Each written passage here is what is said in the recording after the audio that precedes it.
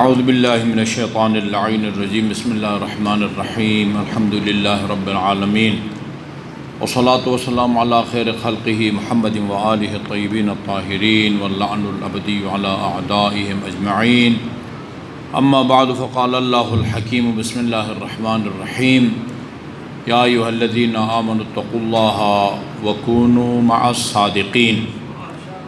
میں سب سے پہلے آپ تمام حضرات خصوصاً ہمارے باہر سے تشریف لائے ہوئے علماء کرام اور نعت خوان مفتی صاحب دامد اللہ، آپ سب کی خدمت میں ان صادقین ان کی ولادت باسعادت کی مبارکباد پیش کرتا ہوں۔ خدا کی بارگاہ میں دست دعا ہوں کہ وہ ہمیں ان ہستیوں کی سیرت طیبہ کو پڑھنے سمجھنے اور اس پر عمل کرنے کی توفیق عطا فرمائے۔ میرے مطالعے کے مطابق 30 منٹ میرے پاس ہیں اور یہ بھی میرے خیال میں ایک زیادتی سے کم نہیں ہے کہ 2 عظیم صادقوں کے بارے میں گفتگو کی دعوت دی جائے اور 30 منٹ ملیں، لیکن میں کوشش کروں گا کہ جو معروضات اپنے ذہن میں لے کے آیا ہوں ان کا خلاصہ 30 منٹ میں آپ کی خدمت میں بیان کر دوں۔ میرے معلومات کے مطابق اور مطالعے کے مطابق فخر الدین الرازی یہ عظیم مفسر اپنی تفسیر کبیر جس کا اصل نام مفاتیح الغیب ہے، 2 آیات سے انہوں نے یہ سمجھا ہے کہ اللہ تعالیٰ نے معصوم حکمرانوں کی اطاعت کا حکم دیا ہے۔ ایک یا ایھا الذین آمنوا اطیعوا اللہ واطیعوا الرسول واولی الامر منکم، ایک یہ تفصیل میں جانے کی گنجائش نہیں ہے، کیونکہ وہ فرماتے ہیں کہ اس آیے کریمہ میں اللہ تعالیٰ نے اپنی غیر مشروط اطاعت کا حکم دیا ہے۔ غیر مشروط اطاعت، جس کام کا خدا حکم دے اس کو بجا لاؤ، جس کام سے روکے اس سے باز آؤ۔ وَأَطِیعُوا الرَّسُولَ، اسی طرح رسول کی اطاعت کو بھی غیر مشروط طور پر فرض قرار دیا ہے۔ مَا أَتَاكُمُ الرَّسُولُ فَخُذُوهُ وَمَا نَهَاكُمْ عَنْهُ فَانْتَهُوا، رسول جس چیز کا حکم دے اس کو بجا لاؤ، جس سے روکیں اس سے باز آ جاؤ۔ چون و چرا کی گنجائش نہیں ہے۔ البتہ قرآن میں کچھ اطاعتیں ہیں جو مشروط ہیں۔ والدین کی اطاعت کا اللہ تعالیٰ نے حکم دیا ہے، بہت زیادہ اہمیت دی ہے۔ جس آیے کریمہ میں جس لب و لہجہ اور تاکید کے ساتھ اللہ نے اپنی عبادت کا حکم دیا ہے، اسی لب و لہجہ میں اسی آیت میں والدین کے ساتھ احسان کا بھی حکم دیا ہے۔ وَقَضَىٰ رَبُّكَ أَلَّا تَعْبُدُوا إِلَّا إِيَّاهُ وَبِالْوَالِدَيْنِ إِحْسَانًا، جہاں اپنا شکر ادا کرنے کا حکم دیا وہاں والدین کا شکریہ ادا کرنے کا حکم دیا ہے۔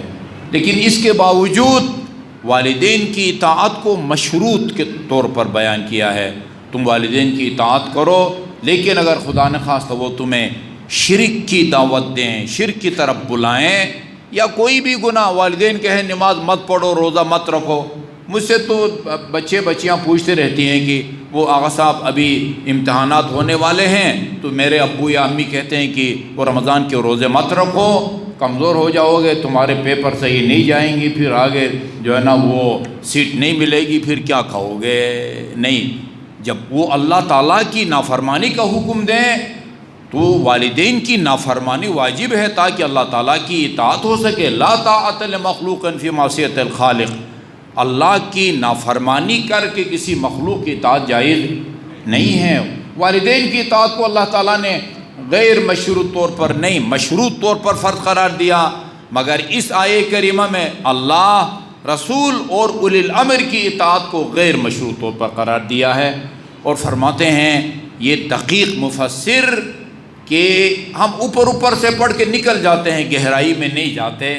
یہ کہتے ہیں کہ اللہ اور رسول کی طرح غیر مشروط طور پر اولی الامر کی اطاعت کا حکم یہ بتاتا ہے کہ اس حکمران کی اطاعت کرو جو معصوم عن الخطا ہو، چونکہ یعنی صرف معصوم عن الخطا ہے جس کی غیر مشروط اطاعت واجب ہے ہر امر اور ہر نہی میں۔ مگر وہ مصداق کی تلاش میں ان کا اپنا ایک طرز تفکر ہے. کہتے ہیں امت نے دیکھا کہ آن حضرت کے بعد کوئی فرد معصوم نہیں تھا، لہذا اجماع امت کو انہوں نے وہ معصوم کا جانشین بنا دیا ہے. اسی طرح یہ آیت جو میں نے آپ کے سامنے تلاوت کی ہے، یا ایھا الذین آمنوا، صاحبان ایمان اتقوا اللہ، تقوی الہی اختیار کرو. بہت ہی ایمان افروز نکتہ ہے. نہیں فرمایا یا ایھا الذین آمنوا اتقوا اللہ، اے صاحبان ایمان تقوی الہی اختیار کرو، وکونوا صادقین، صادق بن جاؤ. یہ نہیں فرمایا کونوا مع الصادقین، صادقین کے ساتھ ہو جاؤ، یعنی صادقین کو اپنا پیشوا بناؤ. وہاں بھی فرماتے ہیں کہ اس سے پتہ چلتا ہے کہ یہ صادقین کی اس طرح کی وہ تشریح اور تفسیر کرتے ہیں جس سے یہ ثابت ہوتا ہے کہ یعنی ایسے حکمرانوں کے ساتھ چلو، ان کا اپنا پیشوا بناؤ جو معصوم عن الخطا ہو. لیکن یہاں بھی کوئی مصداق کی تعیین میں کہتے ہیں اس سے مراد اجماع امت ہے. صادقین کے ساتھ ہو جاؤ، جیسا مفتی صاحب اشارہ فرما رہے تھے. وہ اگر آپ قاف کو زیر دیں گے یہ جمع کا صیغہ بنے گا، زبر دیں گے یہ تثنیہ کا صیغہ بنے گا. ہم الحمدللہ آج صادقین کا جشن منا رہے ہیں. یہ سارے کے سارے صادق ہیں. رسول خدا صلی اللہ علیہ وسلم سے لے کر یہ تمام معصوم اولاد وہ ہیں، صادق ہیں. لیکن یہ کچھ ہستیاں بعض القاب کے ساتھ مخصوص ہو جاتی ہیں. سب کے سب کاظم ہیں، غصے کو پی جانے والے ہیں، لیکن یہ لقب امام موسیٰ کاظم کے ساتھ مخصوص ہو گیا ہے. باقر سبھی ہیں لیکن یہ امام محمد باقر کے ساتھ مخصوص ہو گیا ہے. اسی طرح صادق سارے ہیں مگر یہ زیادہ شہرت مل گئی ہے یا مخصوص ہو گیا ہے امام جعفر صادق علیہ السلام کے ساتھ. آن حضرت وہ صادق ہیں کہ جو آپ کی رسالت کے منکر بھی جن کو صادق اور امین کہتے تھے. ایک بنیادی نقطہ جو آج عرض کرنا چاہوں گا، اللہم صلی اللہ علیہ محمد. آن حضرت کی خلقت کے دو مرحلے ہیں. ایک آپ کی نورانی خلقت کا مرحلہ اور دوسرا آپ کی جسمانی خلقت کا مرحلہ. یہ میں روایت لے کے آیا ہوں فرائد السمتین کی. اس کے مطابق ایک مرتبہ درود بھیجیے محمد وآل محمد پر.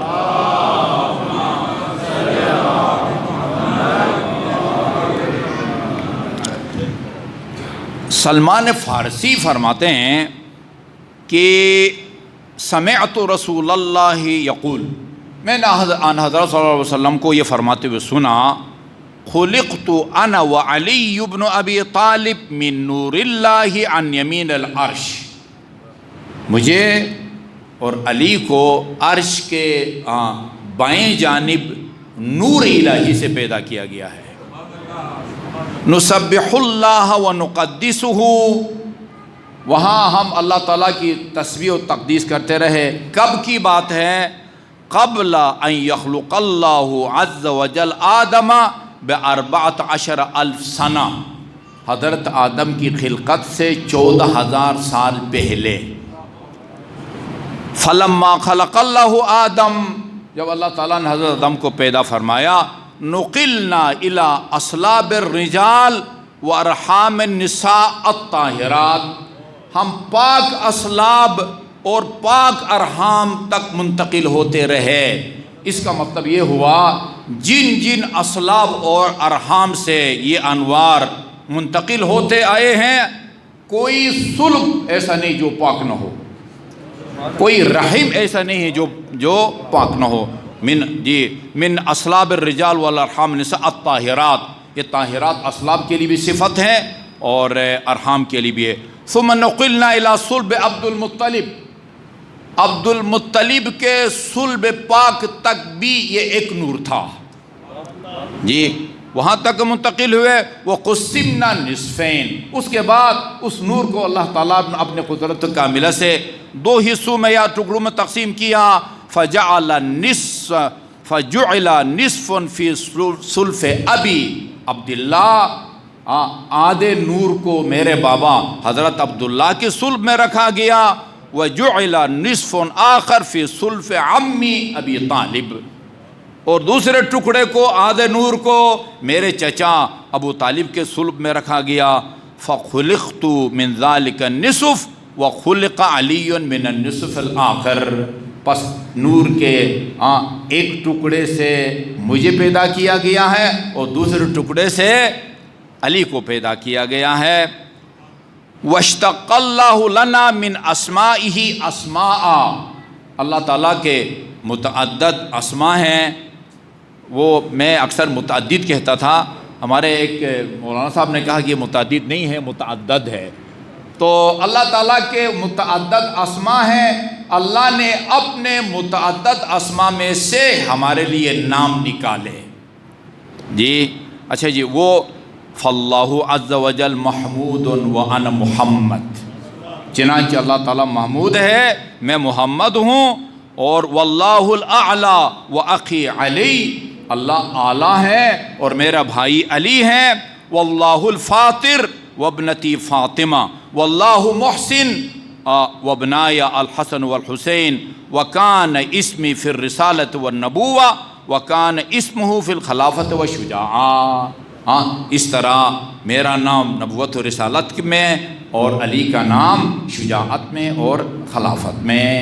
یہ ان کا جو ہے نا ایک مرحلہ ہے۔ دوسرا جو مرحلہ ہے وہ وہی 17 ربیع الاول یا 12 ربیع الاول، اتفاق سے یہ ہم جب ترجمہ قرآن تیار کر رہے تھے، تمام مکاتب فکر کے لیے قابل قبول سکولوں میں پڑھانے کے لیے، وہاں یہ میں نے موقف پیش کیا تھا کہ ہمارے ہاں بھی 12 کی روایت بھی ہے، 17 کی روایت بھی ہے، اور اہل سنت برادران کے ہاں بھی دونوں ہیں۔ لہذا ترجمہ قرآن میں آن حضرت کے حالات زندگی میں ہم نے مہینہ لکھا ہے، تاریخ نہیں لکھی۔ آن حضرت کی ولادت باسعادت ربیع الاول میں ہوئی ہے، اور خدا رحمت کرے امام خمینی اپار کی، جنہوں نے ہفتہ وحدت منانے کی تاکید فرمائی ہے کہ 12 ربیع الاول سے لے کر 17 ربیع الاول تک یعنی اس ہستی کو منایا جائے، اس کے جشن کو منایا جائے۔ الحمدللہ گھڑی بالکل میرے سامنے ہے۔ یہ اسلام کی تعمیر و ترقی اور اس کے پھیلاؤ میں کئی عوامل کار فرما ہیں۔ ان میں ایک اہم وہ آن حضرت کا خلق عظیم ہے۔ اللہ تعالیٰ نے فرمائی انک لعلی خلق عظیم، وہ آپ کے خلق عظیم، بردباری اور حلم کی داستانیں آپ کے سامنے بیان کرنے کا میرے پاس ابھی ٹائم نہیں ہے۔ کس طرح اذیت دینے والے موذیوں کو آپ نے معاف فرمایا، اور اس کے نتیجے میں انہوں نے شہادتین اپنی زبان پر جاری کی۔ داستانیں الحمدللہ آپ کے سامنے ہیں، آپ کے اخلاقیات، آپ کے معجزات اور اسلامی تعلیمات کا جامع ہونا، ان کا مستحکم ہونا اور ان کا عالمگیر ہونا اور عین اسلامی فطرت کے مطابق ہونا، یہ وہ عوامل ہیں کہ جن کی وجہ سے یا اسلام پھیلا اور لوگوں نے اللہ تعالیٰ کی وحدانیت کا اور آن حضرت کی رسالت کا اقرار کیا۔ میں یہ کل پڑھ رہا تھا، یہ اوس کا جو رئیس تھا اسعد بن زرارہ، وہ مکہ جاتا ہے اور عتبہ وہ بن ربیعہ کے پاس، وہ اس کا پرانا دوست تھا، کہا کہ ایک عرصے سے اوس اور خزرج کے ساتھ ہماری لڑائی ہو رہی ہے، میں اپنے دوستی کی بنیاد پر آپ سے وہ کمک لینے آیا ہوں، کچھ افراد ہمارے لیے ہمارے ساتھ بھیج دیں تاکہ وہ خزرج کو ہم شکست دے سکیں۔ تو وہ کہتے ہیں کہ عتبہ کہ بھئی ہم خود مکے میں نا ایک مشکل میں پھنسے ہوئے ہیں، ایک مصیبت میں پھنسے ہوئے ہیں۔ کیا کون سی مصیبت ہے؟ بھئی ایک بندے خدا کھڑا ہو گیا، اس نے رسالت کا اعلان کر دیا ہے اور کہا کہ ایک اللہ کی عبادت کرو، باقی سب بتوں کو چھوڑ دو، ہم تو اس مخمصے میں پھنسے ہوئے ہیں، سوری ہم آپ کی مدد نہیں کر سکتے۔ اچھا جی، وہ اس کا کیا کہنا ہے؟ یہی اس کا ہی کہنا ہے۔ اچھا وہ کہاں بیٹھتا ہے؟ کہا کہ وہ مسجد الحرام میں ہجر اسماعیل کے اندر بیٹھ کے لوگوں کو جمع کرتا ہے اور یہ دعوت دیتا ہے اپنے اس عقیدے کے طرف، اور ہمارے بہت سارے جوانوں کو وہ نعوذ باللہ نقل کفر نباشت وہ گمراہ کرنے میں کامیاب ہو گیا ہے۔ تو اس نے کہا اسعد نے میں مدینہ سے یہاں آیا ہوں، مجھے ہر حالت میں طواف کر کے جانا ہے، لہذا میں پھر اس کو دیکھوں گا، ملوں گا۔ کہا ضرور ملو، لیکن یاد رکھو یہ بہت ہی جو ہے نا بڑا پائے کا جادوگر ہے، اس کا بیان بڑا مذکور کن ہوتا ہے، لہذا جو ہے نا وہ اسے متاثر نہیں ہونا۔ کیا کروں؟ کہا اسے ملو ضرور، طواف ضرور کرو، لیکن اپنے دونوں کانوں میں روئی دے دو تاکہ اس کی بات نہ سن سکو، نہ اس کا تمہارے اوپر کوئی اثر ہو۔ یہ بندے خدا جاتا ہے، ایک طواف اس نے جو ہے نا کانوں میں روئی رکھ کر کیا۔ اچھا اس دوران بھی جب ہجر اسماعیل کے قریب سے گزرا، یوں کنکھی سے جو ہے نا بڑے محتاط انداز میں آن حضرت کو دیکھا اور آگے نکل گیا۔ دوسرے طواف میں اس کو خیال آیا کہ تو کیسا پاگل آدمی ہے، یہ کوئی ایسی کوئی توحید کا ٹیکہ تو نہیں تجھے لگائے گا، جا کے بات کرو، سنو صحیح، ہاں اس کی دلیل سنو، اس کا جواب دو۔ یہ ہجر اسماعیل کے اندر چلے گئے اور کہا کہ آپ کا پیغام کیا ہے۔ یہ جو گزشتہ میلاد پڑھ کے آ رہا ہوں وہاں قرآن کھول کے میں نے پڑھا تھا، ابھی اس کا میرے پاس ٹائم نہیں ہے۔ سورہ انعام کی آیت نمبر 151، 52 اور 53 قل تعالو سے شروع ہوا کہ بھئی آؤ بھئی کسی خدا کے علاوہ کسی اور کی عبادت نہ کریں، شرک کی نفی کریں، وہ تنگ دستی کے خوف سے اپنی اولاد کو قتل نہ کریں، یتیموں کا مال نہ کھائیں، خون ناحق نہ بہائیں وغیرہ وغیرہ۔ 3 آیتیں سنی اور آپ کے سامنے ہجر اسماعیل کے اندر بیٹھ کے اشہد ان لا الہ الا اللہ و اشہد انکا رسول اللہ کی گواہی دی۔ محمد وآل محمد، اللہم صلی علی محمد وآل محمد۔ اور اکثر اوقات ایسا ہوتا ہے کہ ہماری مسجد میں بھی جب پروگرام ہوتا صادقین کا، تو جو پہلا صادق ہے یا رسول خدا، اس کے بارے میں گفتگو کم کی جاتی ہے، لیکن امام جعفر صادق علیہ السلام نام لیا جاتا ہے، لیکن وہ آپ کے فضائل، کرامات یا کم اس کے بارے میں بہت کم گفتگو کی جاتی ہے۔ میں انتہائی اختصار کے ساتھ ملا جامی کی ایک روایت یا کرامت نقل کرتا ہوں جو انہوں نے اپنی کتاب شواہد النبوہ میں لکھا ہے۔ میں ابھی میٹرک کی اسلامیات کی نظر ثانی کر رہا تھا، اس میں جہاں صوفیاء کرام کا چیپٹر ہے، سب سے پہلے ملا جامی کا نام ہے۔ ملا جامی، میں نے خود ان کی کتاب شرح جامی کو پڑھا ہے لاہور جامع المنتظر کے اندر نا، یعنی لوگ تو اس کو سمجھ کے فخر کرتے ہیں۔ ملا جامی کی کتاب جو ہے نا وہ اس کو پڑھ کے جی شواہد النبوہ میں لکھتے ہیں کہ وہ امام جعفر صادق کے زمانے میں ایک شخص جو جبل شہر کا رہنے والا تھا، وہ ہر سال حج بیت اللہ کے لیے جاتا اور حج سے فارغ ہو کے مدینہ منورہ جاتا زیارت کے لیے، اور جتنے دن وہ مدینہ میں رہتا امام جعفر صادق علیہ السلام کے ہاں ٹھہرتا تھا۔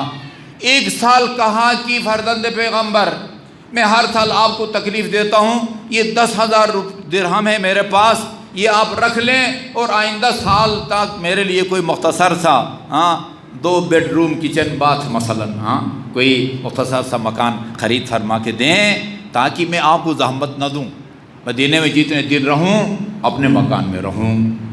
دوسرے سال حج کر کے حسب معمول مدینہ آیا اور امام جعفر صادق کی خدمت میں عرض کیا کہ ہمارے لیے مکان کا بندوبست ہو گیا ہے؟ کہا بالکل ہو گیا ہے۔ کہاں حرم کے آس پاس یا دور؟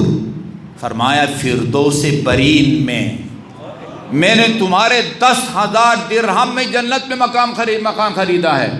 اچھا وہ جنت، وہ تو پھر بصاری الی مغفرۃ من ربکم و جنت عرضها السماوات والارض، جس کی صرف چوڑائی زمین اور آسمان کے برابر ہے، ادھر کسی کونے میں یا کہیں مرکز میں، کہا کہ جہاں تمہارے لیے گھر خریدا ہے نا، تمہارے گھر کی پہلی جو دیوار ہے وہ رسول خدا کی دیوار سے ملتی ہے، دوسرے امیر المومنین، تیسرے امام حسن، تیسرے امام حسین۔ اچھا کتنا اعتماد تھا اس بندے کو اپنے امام پر۔ کہا مولا کوئی کاغذات مل سکتے ہیں؟ شواہد النبیہ خریدے، اردو بازار میں آپ کو مل جائے گی، بالکل کاغذات دوں گا تاکہ وہ انتقال یا رجسٹری کے کاغذات دکھا کے جنت میں قبضہ لے سکوں نا اپنے مکان کا۔ لکھ کے دیے۔ جبل شہر پہنچا اور اپنے بیٹوں کو وصیت کی دیکھو میں جب اس دنیا سے جانے لگوں اس کو میرے کفن میں لپیٹ کے میرے ساتھ دفن کر دو تاکہ روز قیامت اس سے استفادہ کر سکوں۔ لکھا انہوں نے جب دوسرے تیسرے دن جب یہ قبر پر گئے تو وہی دستاویز قبر پر تھے، پشت پر لکھا ہوا تھا کہ ہاں صادق آل محمد نے جو وعدہ کیا تھا وہ پورا کر دیا۔ اچھا بعد کی مناقب اس میں شہراشوب میں لکھا ہوا ہے کہ یہ 10 درہم امام نے مدینے کے غریب اور نادار اولاد بنی ہاشم میں تقسیم کیے تھے، اولاد بنی ہاشم میں تقسیم کیے تھے۔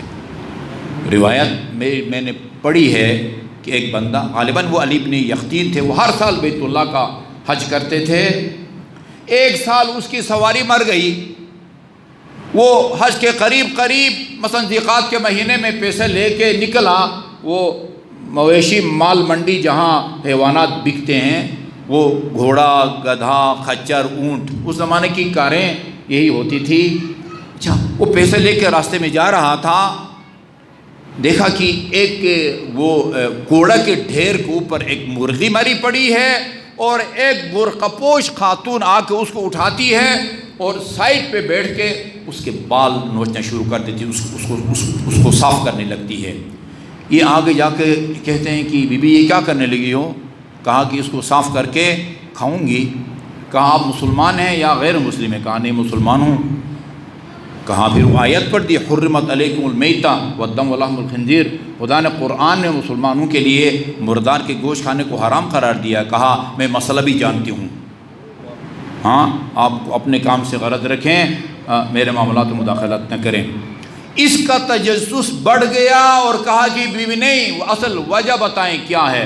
کہا میں ایک بیوہ ہوں اور میرے سیدانی ہوں اور بیوہ ہوں، میرے گھر 3 یا 4 بچیاں ہیں، میں اس نتیجے تک پہنچی ہوں کہ اگر آج اس میں سے میں نے 2-4 بوٹیاں نہ کھائیں میری جان کو بھی خطرہ ہے اور میری بیٹیوں کی جان کو بھی خطرہ ہے۔ کئی دن سے ہم فاقے سے ہیں، جتنے پیسے سواری کی خریداری کے لیے لے کے گیا تھا اپنی جیب میں بریف کیس میں وہ پوری اس کے حوالے کر دی۔ کہا کہ یہی حج ہے، بے شک نہ خریدو، بے شک اس سال حج ناغہ ہو جائے۔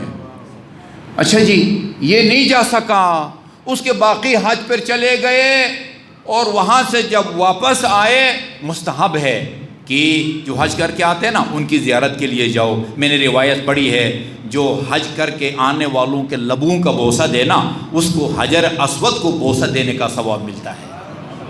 یہ گئے لوگوں کے پاس ملنے، تو کسی نے کہا کہ بھئی ہم نے تو آپ کو مینا میں دیکھا تھا، کسی نے کہا ہم نے آپ کو شیطان کو کنکریاں مارتے ہوئے دیکھا تھا، کسی نے کہا طواف، کسی نے کہا پتہ نہیں جنت البقیع میں۔ یہ روایت کہتی ہے پتہ چلا جب اس نے سارا پیسہ اس نادار سیدانی کی مدد میں خرچ کیا، اللہ تعالیٰ نے اس کے ہم شکل ایک فرشتے کو پیدا کیا اور اس کی ڈیوٹی لگا دی کہ قیامت تک یہ حج کے لیے جائے یا نہ جائے ہر سال تم اس کی طرف سے جا کے حج بیت اللہ کرو گے۔ یہ شیوہ ہے اہل بیت اطہار علیہ السلام کا۔ وہ انتظار نہیں کرتے تھے کہ کوئی سائل آئے، دستک دے، دست سوال دراز کرے، ہاں تو اس کی مدد کریں۔ خود تفقد الفقراء والمساکین، فقراء اور مساکین کی تلاش میں جاتے تھے، تلاش میں۔ ایک مرتبہ میں یہ عمران خان اور ڈاکٹر طاہر قادری نے مل کے اس وقت کی حکومت کے خلاف دھرنا دیا تھا ڈی چوک پر۔ وہاں میں نے اپنے کانوں سے سنا، وہ ڈاکٹر طاہر قادری کہہ رہے تھے کہ امام زین العابدین علیہ السلام کی رحلت کے بعد امام محمد باقر ان کو غسل دے رہے تھے، ان کے جسم پر کوئی نشان نظر آئے لوگوں کو۔ تو پوچھا امام زین العابدین امام محمد باقر سے یہ آپ کے بابا کے بدن پر یہ نشان کس چیز کے ہیں؟ کہا یہ میرے بابا رات کے وقت کھانے پینے کی وزنی چیزیں اٹھا کے مدینہ کے غریبوں کے در در جا کے تقسیم کرتے تھے، یہ ان وزنی کھانے پینے کی سامان کا نشان ہے۔ ایک امام جعفر صادق کے بارے میں ہے، رات کی تاریکی میں ایسی فٹ پاتھ پر سونے والوں کے وہ بستر کے نیچے تکیے کے نیچے کھانے پینے کی چیزیں اور پتہ نہیں پیسہ چھوڑ کے جاتے تھے۔ ان کو پتہ نہیں ہوتا تھا کہ یہ کون چھوڑ جاتا ہے۔ اس وقت پتہ چلا جب امام جعفر صادق علیہ الصلوۃ والسلام اس دنیا سے وہ رحلت کر جاتے ہیں۔ یہ شیوا ہے، انتظار نہ کریں کہ کوئی سائل آئے اور آپ کے سامنے دست سوال دراز کرے اور اس کو ادا نہیں، فقیر کی تلاش میں جائیں، مسکین کی تلاش میں جائیں۔ یہی اہل بیت اطہار علیہ الصلوۃ والسلام کی سیرت ہے۔ اللہ تعالی ہمیں رسول خدا اور آپ کی آل پاک کے نقش قدم پر چلنے کی توفیق عطا فرمائے۔